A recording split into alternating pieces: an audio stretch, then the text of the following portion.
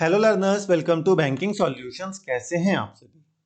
आशा करता हूं आप सभी बहुत ही अच्छे होंगे। आपकी तैयारी बहुत अच्छे से चल रही होगी।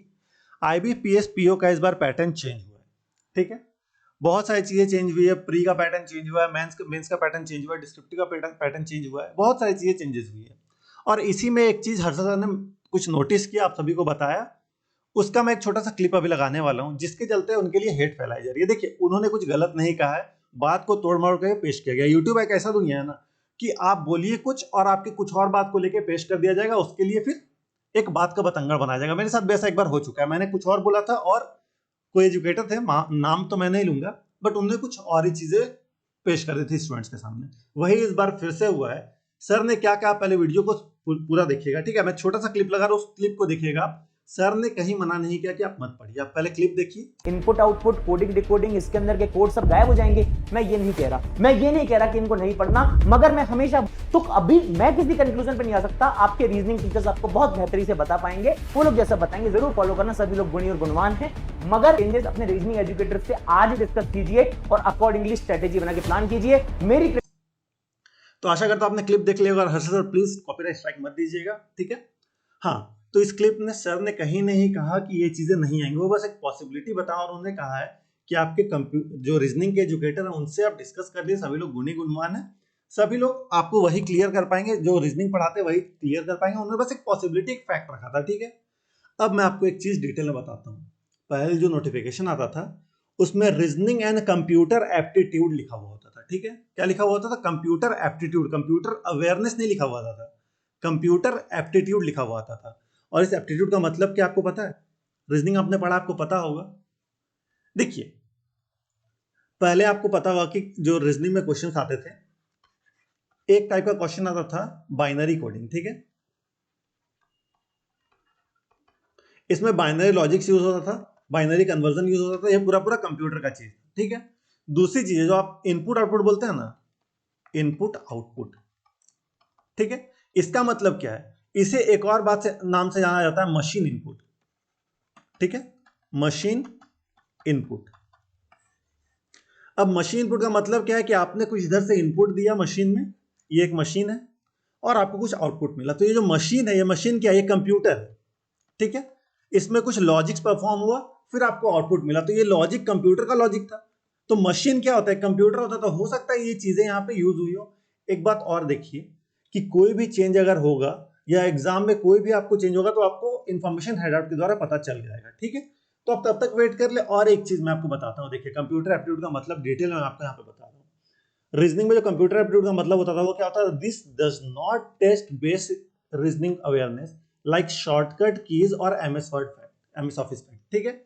Instead it includes logic based question related to computer. Computer के लॉजिक बेस्ड क्वेश्चन पूछे जाते थे, जैसे कि आपसे डीएफडी पूछा जाता था ना, data flow diagram, number letter symbol series, decision making flowchart diagram, binary logics पूछे जाते थे आपसे।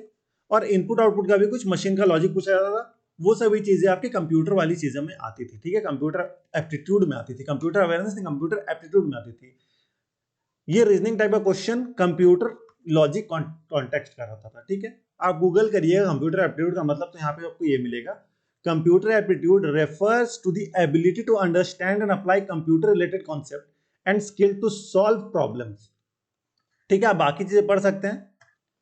यहाँ पे कहीं नहीं बोला जा रहा है कि आपसे कंप्यूटर के क्वेश्चन पूछे जाएंगे। और हर बार आप एग्जाम में ये चीज देखिएगा कि आपको बाइनरी लॉजिक पूछा गया होगा, ठीक है। बाइनरी लॉजिक से क्वेश्चन आपको पूछे गए होंगे, बाइनरी कोडिंग जिसे बोलते हैं हम। तो जब ये चीजें यूज हो रही थी, और अभी सिर्फ और सिर्फ रीजनिंग है, इस बार के पैटर्न में सिर्फ और सिर्फ रीजनिंग लिखा गया है, ठीक है। तो हो सकता है कि आपके ये सभी चीजें, डेटा फ्लो डायग्राम, या जो आपका नया टाइप का कोडिंग जिसे न्यू पैटर्न कोडिंग बोलते थे, वो सभी चीजें हो सकता है आपका ना आए, फ्लो चार्ट वाली चीजें ना आए, बाइनरी लॉजिक वाली चीजें ना आए, ठीक है। ऐसे चांसेस है। बाकी आपको इन्फॉर्मेशन हैंडआउट के द्वारा पता कर दिया जाएगा, बता दिया जाएगा। अभी आप कुछ निष्कर्ष नहीं निकाल सकते, बट कंप्यूटर एप्टीट्यूड का मतलब क्या होता है मैंने आपको यहाँ पे डिटेल में समझाया। तो ऐसे चांसेस हैं, लेकिन इसका मतलब ये नहीं है कि आप ये सभी चीजें पढ़ना छोड़ दें। आपका मेन फोकस जो होना चाहिए पजल में, सिटिंग अरेंजमेंट में, आपका डीएस में, डेटा सफिशिएंसी, आपका लॉजिकल रीजनिंग जो आता है, क्रिटिकल रीजनिंग, उसके भी क्वेश्चन बन सकते हैं। क्रिटिकल रीजनिंग के आप देख रहे होंगे पिछले कुछ साल से क्वेश्चन इंक्रीज कर दिए गए हैं, 10-12 नंबर के क्वेश्चन आ जाते हैं लॉजिकल रीजनिंग के। तो जो भी आपको बोलते थे ना लॉजिकल रीजनिंग छोड़कर चलो, अभी आप उसके लिए प्रिपेयर मत रहिए, ठीक है। और जब एग्जाम में पैटर्न चेंज हो जाएगा ना, तो आप वहां बैठ कर कि मेरे एजुकेटर ने ये चीजें नहीं बताई थी, और उस टाइम फिर एक नया वीडियो बनेगा, आईबीपीएस ने ये गलत कर दिया। आईबीपीएस ने कुछ गलत नहीं किया, आईबीपीएस ने बता दिया कि रीजनिंग हम पूछेंगे, लॉजिकल कंप्यूटर एप्टीट्यूड नहीं पूछेंगे। तो उस टाइम फिर हल्ला करने से बढ़िया है ना कि अभी आप प्रिपेयर रहिए उस चीज के लिए। तो उसी के लिए सर ने आपको आगाह किया, बस, और कुछ नहीं हुआ है। तो ये फालतू के हेट फैलाना बंद करिए, गाली देना क्या, अब क्या स्टूडेंट आप जाके एजुकेटर को गाली दे रहे हैं?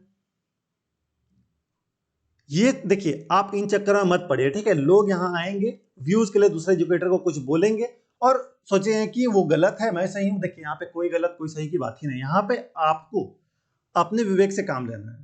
कोई महानुभाव आके कुछ भी किसी के बारे में बोल दे रहे हैं, तो ये चीजें सही नहीं होती है, ठीक है। आप यहाँ पढ़ने आए, आप यहाँ पॉलिटिक्स करना नहीं आए हैं। ये टीचर अच्छा है, ये टीचर खराब है, आपको किसी का भक्त बनने की जरूरत ही नहीं है। कल को वो टीचर पढ़ाना छोड़ दे तो आप क्या करिएगा? इसीलिए किसी भी एजुकेटर का भक्त मत बनिए। आपको जो चीजें बताई जा रही है वो करिए। ऐसा नहीं कि ये एजुकेटर खराब है, एजुकेटर अच्छा, सभी अपनी जगह पे अच्छे हैं, कोई खराब नहीं है, ठीक है। बस जो गलत पढ़ा रहे हैं उन्हें मैं बोलना चाहूंगा गलत मत पढ़ाइए। और अगर आपको नॉलेज नहीं है तो आप नॉलेज इकट्ठा करिए ना उस चीज के बारे में। सीधे मत बोल दीजिए कि ये चीजें गलत है। आप इस चीज पे, कोई अगर बड़े एजुकेटर है ना, मैं तो एक छोटा एजुकेटर हूँ, 8,000 सब्सक्राइबर है मेरा, तो मेरी बात पता है जहां तक पहुंचे ना पहुंचे, लेकिन स्टूडेंट आप शेयर करिए ताकि बड़े एजुकेटर तक ये बात पहुंचे, उन्हें ये पता चले कंप्यूटर एप्टीट्यूड होता क्या, आपको इसके बारे में अवेयर करें। ये वीडियो आप अभी सभी अपने एजुकेटर को भेजिएगा, ठीक है, कि सर इसका मतलब हमें बता दिए, ये जो चीजें कंप्यूटर एप्टीट्यूड इसका मतलब हमें क्लियर समझा दीजिए, ठीक है। और मैं कुछ नहीं बोलूंगा। और हर्षल सॉरी अगर मैंने आपका क्लिप यूज किया, आपको बुरा लगा हो तो, बट अगर आप बोलिएगा तो मैं इसे हटा भी दूंगा क्लिप को, ठीक है। बाकी स्टूडेंट्स को ऑल द बेस्ट एग्जाम के लिए। अगर आपने चैनल को सब्सक्राइब नहीं किया तो सब्सक्राइब कर लीजिएगा। और कुछ नहीं बोलना है मुझे। Thank you.